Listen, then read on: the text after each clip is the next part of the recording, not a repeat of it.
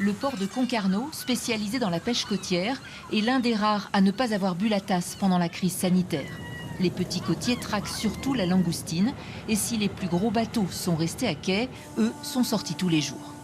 On s'est dit, bon, on sort, on verra bien. Si on vend rien, bon, on restera à la maison, puis c'est tout, quoi.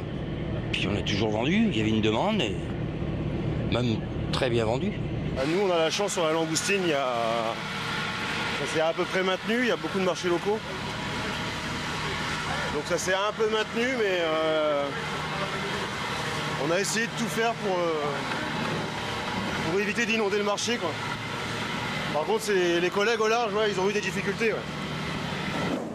Débarqué la veille ou pendant la nuit, le poisson est vendu tous les matins, aujourd'hui comme hier.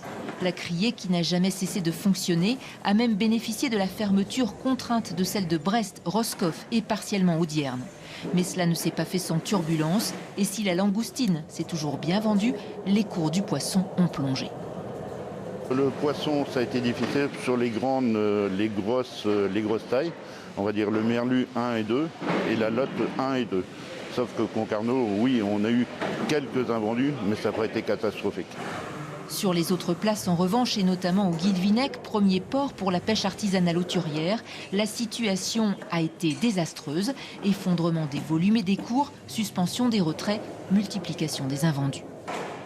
On déplore des baisses d'activité de moins 40 à moins 60% en fait, parce que les bateaux hauturiers sont restés à terre, le marché ne fonctionnait plus, les frontières étaient fermées. Et maintenant, on découvre petit à petit, les bateaux repartent en mer avec des semaines un peu plus difficiles, avec un peu d'invendus sur certaines espèces, puisqu'il y a aussi des acteurs qui ont un peu importé pour faire travailler leurs équipes.